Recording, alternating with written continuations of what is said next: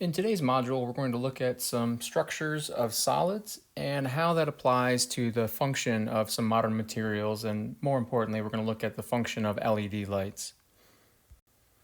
So several announcements, right? We're going to finish modern materials today. This is the last material that we're going to cover for the semester. Wednesday, we're going to review for the final exam. We're going to review the practice final exam that I've posted. We'll work through that. Thursday is the final exam. You'll have 24 hours to work on that. It'll be multiple choice, short answer. I'll provide any equation you would need. The periodic table of the elements will also be provided.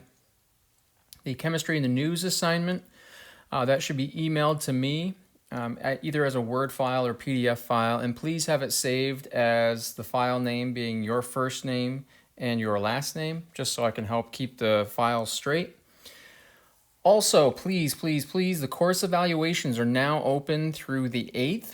Please take a few minutes to just provide the course evaluation. So for the first summer session, I only had, I think, 17 or 18% participation.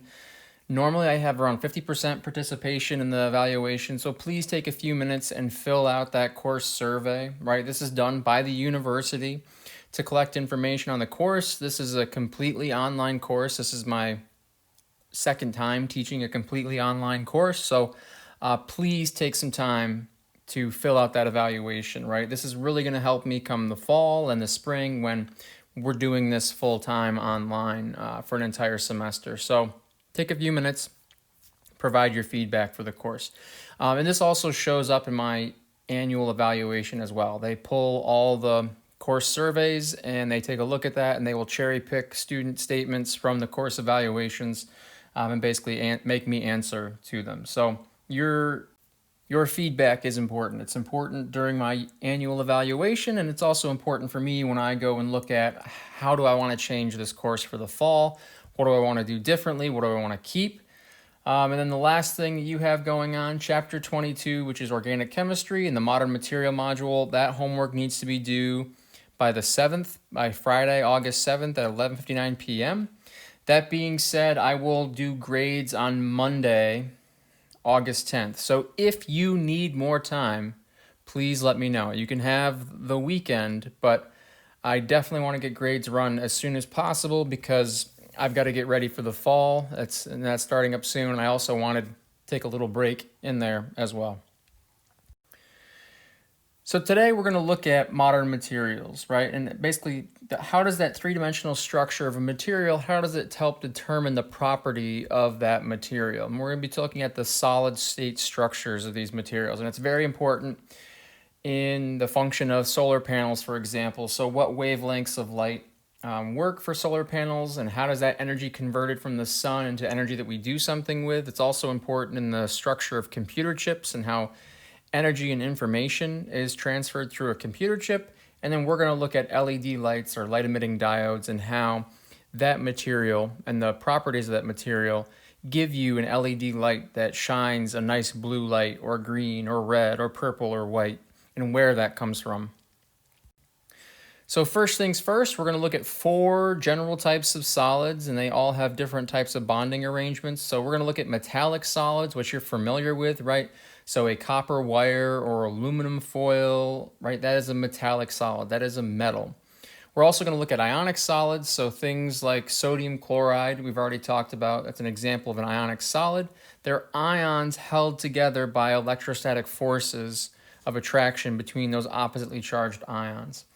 We're going to talk about covalent network solids, and an example of that is diamond, where you're held together by covalent bonds. And then we're going to talk about molecular solids, where those are individual molecules held together by their intermolecular forces. So the first 2 that we're going to look at, metallic solids and ionic solids, right? The big difference between these first 2 is, and we really haven't looked at anything that behaves like a metal yet. We haven't really thought about how we can think of metals. And so metals are unique in that they're really thought about as cations in a sea of electrons. And so here would be our cationic nuclei, And what that means is a cation in a sea of electrons is that electrons really aren't assigned to one atom. And that's what allows metals to be great conductors of heat and electricity, because when we apply an electric current, right, those electrons can fly through the metal wire, helping us conduct that electricity and let a light turn on in the house. Because those electrons are not assigned to one position, those electrons are free to move, right? They're free to move throughout that solid. That's different than an ionic solid. In an ionic solid, we have cations, which, remember, those are our positively charged ions, and we have anions, which are negatively charged ions, and they are held together by electrostatic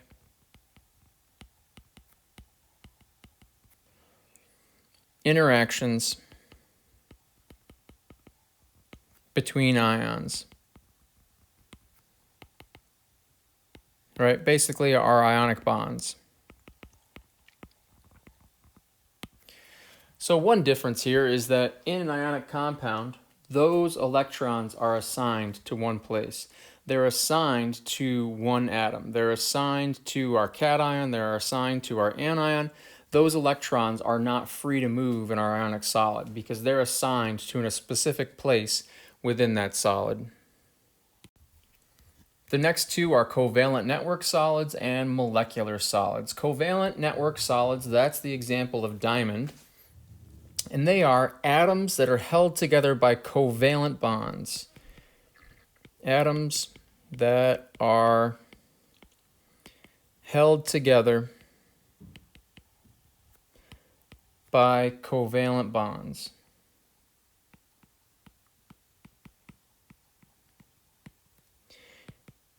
In an extended network.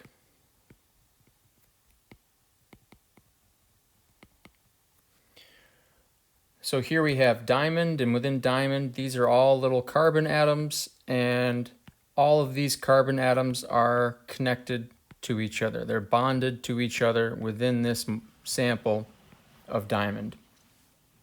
And they're connected through covalent bonds. Remember, covalent bonds are very strong bonds. We're going to think about that when we think about the properties of covalent network solids.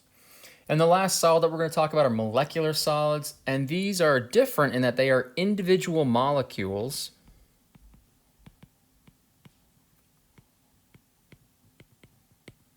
and these individual molecules are held together by intermolecular forces. And remember, intermolecular forces, things like, in this case, hydrogen bonding or London dispersion forces or dipole-dipole forces, those are weaker than covalent bonds. Remember that when we talk about the properties of molecular solids and compare that to the properties of covalent network solids, right? They are held together. They're a solid that's held together, but they're held together by weaker forces, right? These intermolecular forces, things like London dispersion forces, dipole-dipole, hydrogen bonding,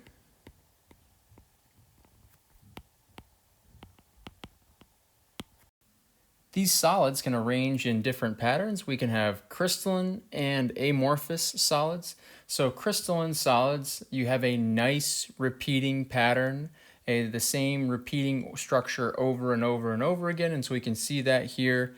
Both of these contain silicon. The only difference is in the arrangement. And so here we've got this nice hexagonal arrangement that repeats at the microscopic, right, the atomic level, that repeats over and over and over again. But the importance of that is at the macroscopic level, we see nice uniform structures that result from that crystalline order. That order is magnified from the atomic scale to the macro scale that we see. And I know these two are not the same example. This is an example of iron pyrite, but that's an example of a crystalline order. Amorphous solid, there is no order, and we see that over here. So another example of something that's an amorphous solid would be something like glass. Glass is an amorphous solid because there's no repeating pattern of arrangement. I've got these large rings, I've got small rings. There's no uniform repeating pattern or shape. An example of an amorphous solid besides glass would be obsidian or volcanic glass.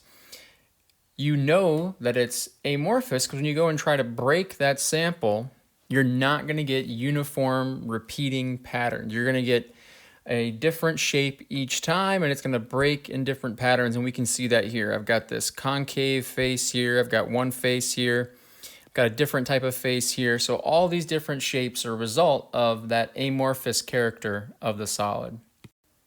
Now we're going to get a little into the properties of each of these solids, and we're going to start with our metallic solids. And so metallic solids are unique in that we don't really think of metals as having true valence electrons in the same way that other elements have valence electrons.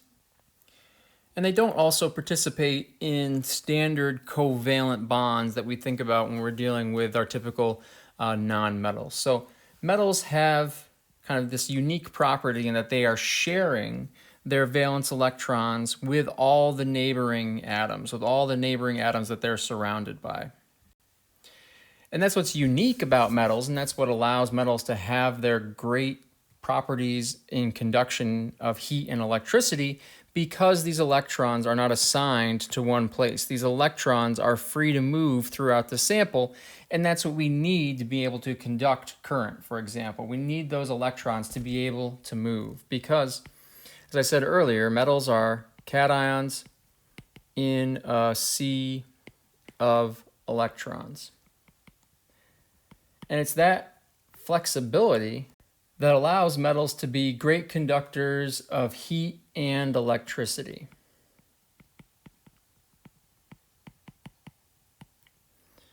Of heat and electricity.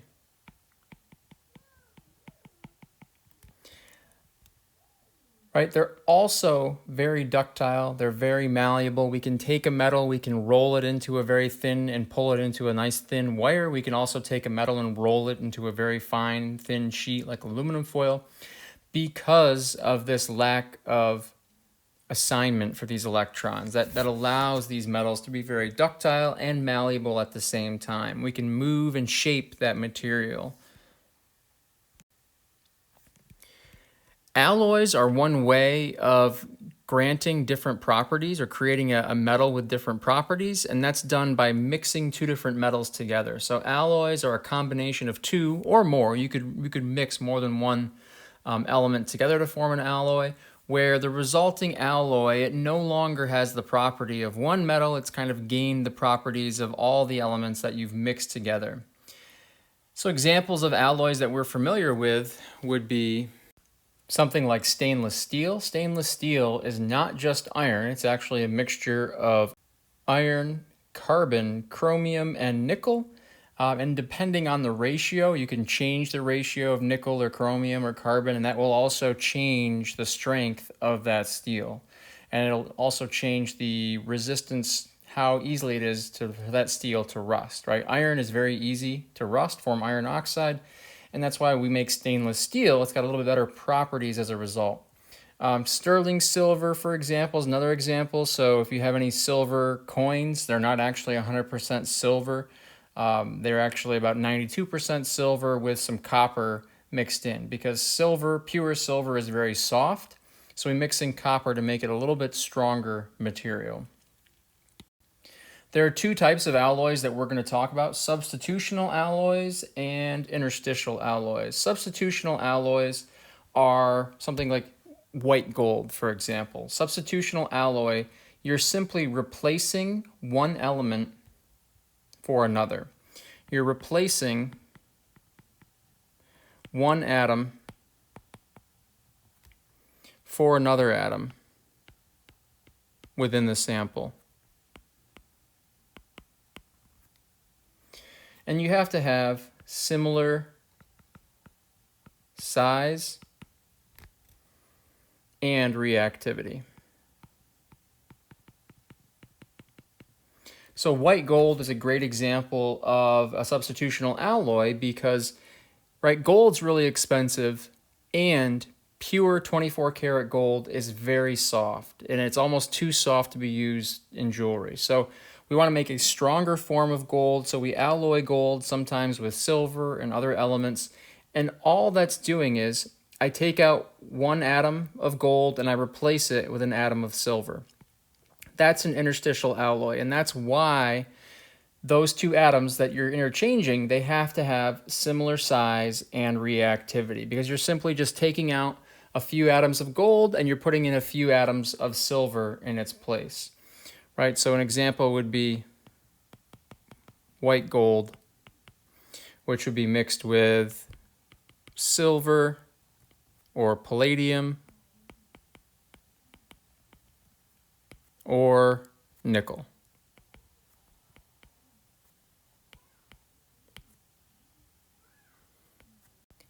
Interstitial alloys are different in that we're not replacing an atom, we're simply filling space between the atoms that are already there.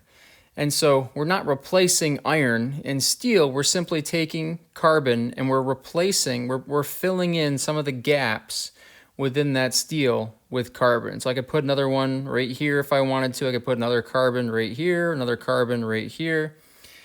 So I'm simply just filling some of the voids between the atoms that are already there within the sample. And so an example of an interstitial alloy would be thinking of if you filled a bucket with tennis balls, and then, right, so with respect to the tennis balls, the bucket's full. There is no space available. I could not fit any more tennis balls within that sample. But then you took a big bag of sand and poured the sand over that bucket. You could certainly place the sand in between all the gaps between the tennis balls. That's an interstitial alloy. You're placing a much smaller atom within the space available in the material, right, between atoms already present.